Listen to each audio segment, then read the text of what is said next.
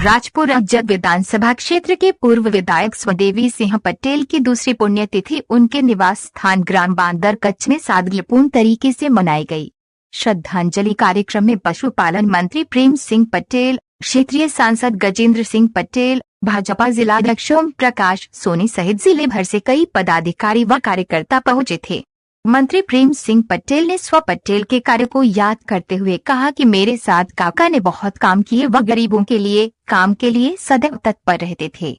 वही सांसद गजेंद्र सिंह पटेल एवं जिला अध्यक्ष ओम प्रकाश सोनी ने कहा कि देवी सिंह दादा मिलनसार व सरल व्यक्तित्व के धनी थे। उन्होंने डॉक्टर श्यामा प्रसाद मुखर्जी तथा पंडित दीनदयाल उपाध्याय के कार्यों को जमीन पर उतारा व अंतिम पंक्ति के अंतिम व्यक्ति तक शासन की योजनाओं का लाभ पहुंचाकर क्षेत्र में भाजपा को मजबूती प्रदान की थी।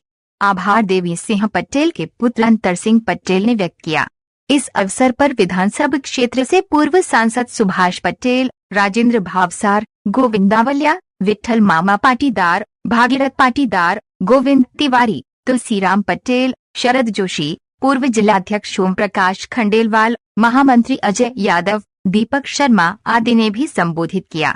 इस दौरान विधान क्षेत्र के कई कार्यकर्ता मौजूद रहे। भाई साहब, आज ये सीसीआई खरीदी का निरीक्षण किया है, क्या निर्देश दिए गए? देश के यशस्वी प्रधानमंत्री माननीय नरेंद्र मोदी जी ने किसानों के लिए सीसीआई का एक मापदंड बनाया है। उसमें किसानों की कपास का खरीदी का काम चल रहा है। विगत 2-3 दिन से मुझे किसानों के द्वारा कहीं न कहीं इस अंजड़ मंडी को लेकर कुछ न कुछ शिकायतें आ रही थी कि किसान का माल नहीं बिक रहा है, किसान का माल 2-3 दिन में बिक रहा है।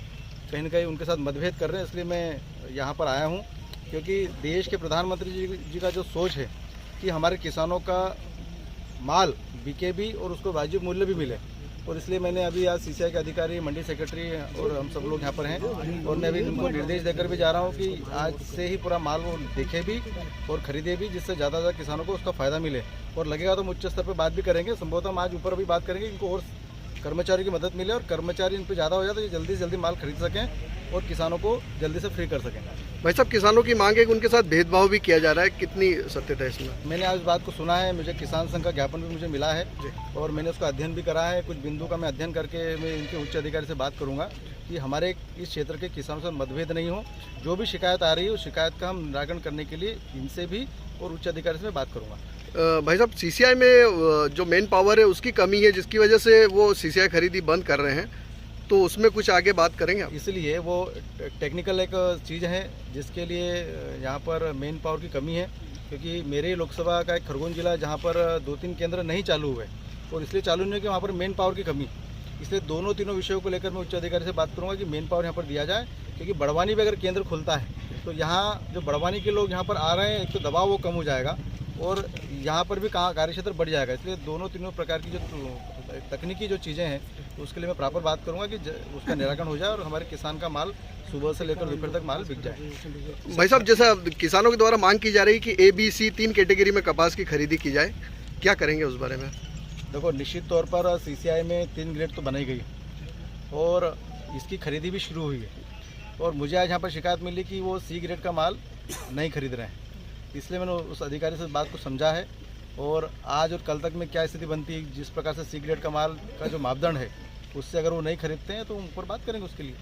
सर, खरगोन विधानसभा क्षेत्र भी आपका है और खरगोन जिले के कलेक्टर साहब ने ऐसी धांधलियों को देखते हुए खरगोन में प्रत्येक मंडी में निर्देशित किया है कि तो निश्चित इस प्रक्रिया में पारदर्शिता बनी रहे, किसानों का जो असंतोष है वो असंतोष खत्म हो, इसके लिए इस प्रकार के मापदंड बनाने का हम बातचीत कलेक्टर से करेंगे और उसमें जल्दी ही इसमें कहीं के रास्ता बनाकर पटवारी है या जो भी उच्च अधिकारी को शामिल करके हम इसे पारदर्शिता लाने का प्रयास करेंगे।